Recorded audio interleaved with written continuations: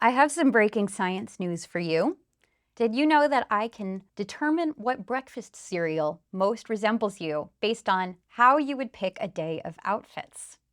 And if you're willing to tell me about your dream birthday party, I can precisely determine which 90s heartthrob is your soulmate. Do you believe this?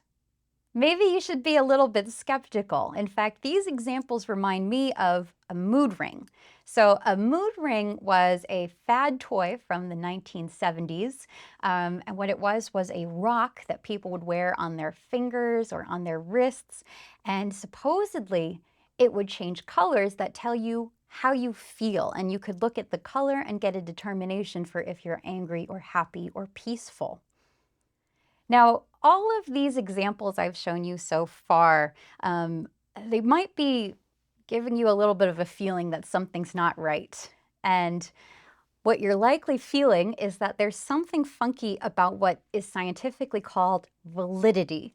Validity, this is a non-technical definition, more of an intuitive definition, but validity is about how well the thing that we're measuring matches the thing that we want to understand. So let's look at some examples of high validity.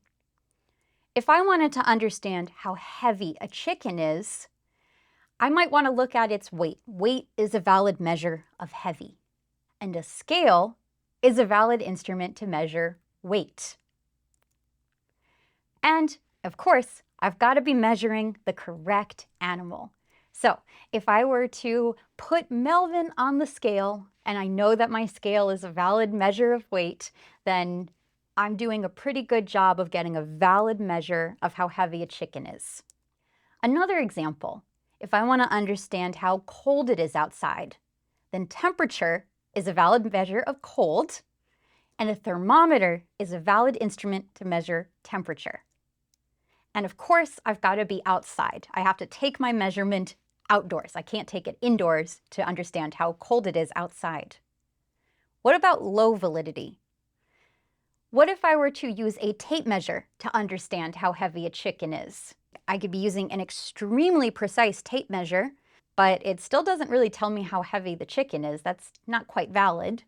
I could use the ruler to understand how cold it is outside. Again, could be an excellent ruler, not a valid measure of how cold it is outdoors.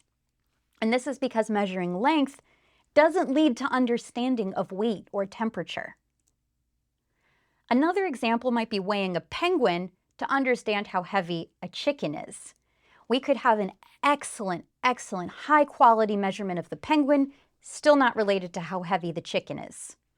And that's because measuring something other than chickens doesn't lead to understanding chickens. So let's consider our presidential poll again. What was it that we were trying to understand? In that example, we were looking at approval of the current president among citizens of our country. What could affect the validity of the poll? Well, there's several things. Perhaps the poll is confusingly worded. If it was confusingly worded, people may not have known exactly what question they were being asked, or they might have just guessed. What if the poll asked a related but different question? For example, the poll might ask, do you plan to vote again for the president in the next election? That is probably related to approval, but it's not exactly the same. There might be people who disapprove but are still planning to vote because they think that this president is better than the alternative. It could also be that the poll overrepresents some groups of people. So if the poll is accessing most of its participants by phone, lots of people don't pick up phones. In fact, I don't like to pick up the phone. So people like me who are maybe a little bit more introverted and don't want to be picking up a phone call from a random number are, perhaps underrepresented, or people who don't own phones or landlines are also going to be underrepresented, whereas people who do reliably pick up the phone might represent a fairly not random proportion of our population. So if any of these things were true, then it's possible that we could have an extremely certain estimate, right? So we could have a very small margin of error, which might correspond to having, a huge number of people participating. But we still might not have good correspondence between what we measured and what our question was. And if the poll is not a valid measure, then it doesn't matter how many people you ask, because no amount of data, if it's the wrong sort of data, will answer that question. How do validity issues happen? There's a couple of broad patterns about how these can occur. There's many, many ways, but here's just a couple things to think about. One example is in defining categories. So we often want to categorize things so we can measure things that are similar, but creating categories from real data can be surprisingly hard. So here's one example. We often want to understand what were the causes of death in a country. However, there can be huge regional variations in how deaths are recorded. Examples might be that, in some locations, from state to state, there could be differences in what sort of official actually records death. Is it a medical examiner? Is it a technician with very little training? Is it a physician? Who that is would depend by the region. And so all of those people could potentially have different ways of reporting.